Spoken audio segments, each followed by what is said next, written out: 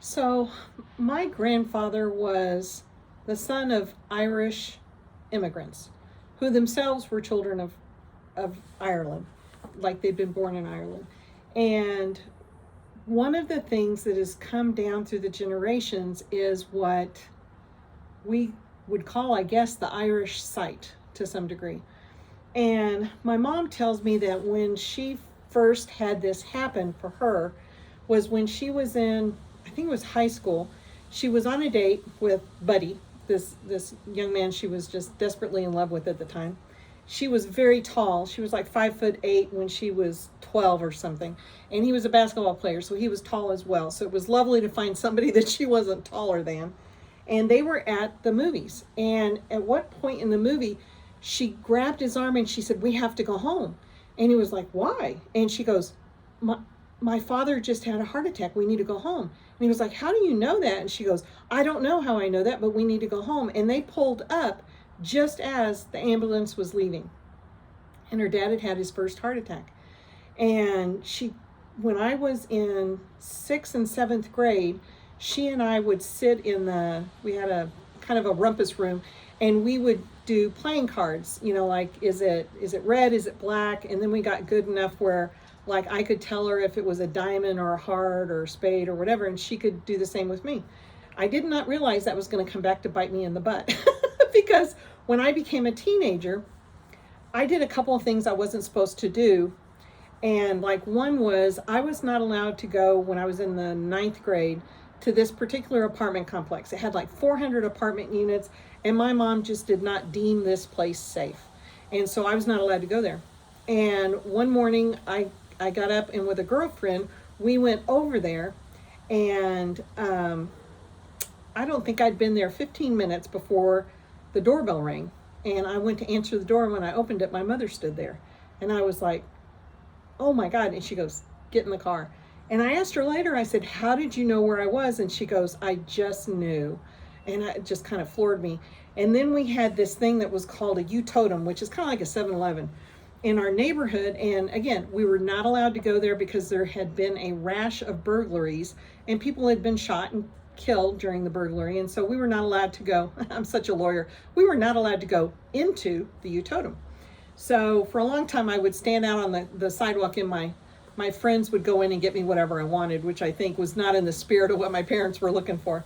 But one day, we became friends with the young man who ran the U-Totem, who turned out years later would become my first husband.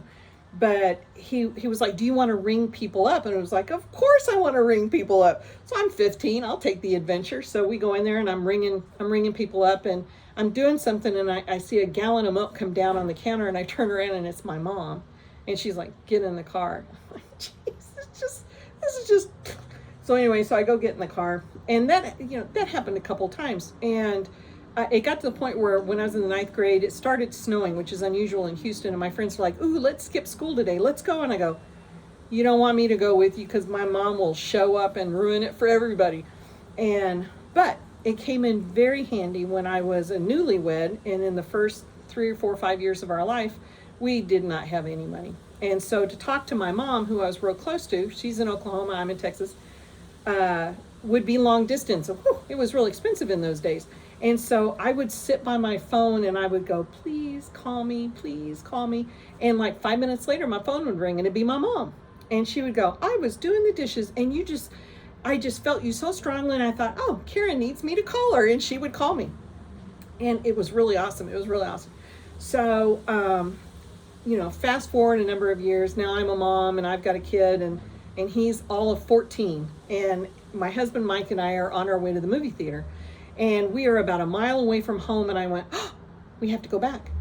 And Mike's like, "Why?" And I go, "We have to go back. Mike just left the house in my car." And he goes, "How can you know that?" And I go, "I don't know. But he's 14, he has no driver's license, and he shouldn't be driving my car." And we get there just in time to see him pulling out of the neighborhood and going down the street. And we follow him all the way down until he gets to this house, and he stops, and he's at his friend Justin Revard's house.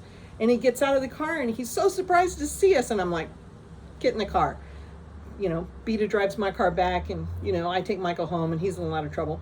And then, he's grounded. And like a week later, he's still grounded. And he goes, "But can I go next door and at least play with the basketball?" hoop. And I go, okay. So I'm sitting there doing dinner, and I go, twerp's not over there anymore. And I go over there, and sure enough, he's gone. He's skedaddled. And then one time I was at work about the same period, and I'm at work. We've had a storm come through. It's a pretty bad storm. And I'm at my job. I am at a job. I do not have the wherewithal to leave whenever I want to. And I'm working at my desk, and I went, oh, those little dudes. And I go to my boss. I go, I'll be back. And they go, where are you going? I go, I don't have time to explain. I'll be back. And I get in my car, and I drive hell-bent for leather to the school, because Michael's school is right next to John's elementary school. And I pull up just as Michael and his friends are coming out the door, and I'm like, get in the car. And he's like, what are you doing here? And I go, you guys were going to go down to the drainage ditch and see if you could get in the water and come out the other side. And he goes, how do you know? We just talked about that like 30 minutes ago in class. And I go, I don't know. Get in the car. Get in the car. And so at the end of Michael's 8th grade school year, same school year, I think it must kick in when he's a teenager or something, he asked permission. He said, can I skip the last day of school? All my friends are skipping the last day of school. And I'm like, absolutely not. I used to work for a school district. If you are not there, they do not get paid by the federal government, which they need to run the school. They need the money. So he goes, oh, all right. And so again, I'm at work, and I'm working away, and I go, oh, that little twerp's not in school. And I go to my boss, I'll be back. And he goes, where are you going now? And I go, I'll explain when I come back. And so I get in my car, and it's like 20 minutes. I get to my neighborhood, and I'm like, where is he?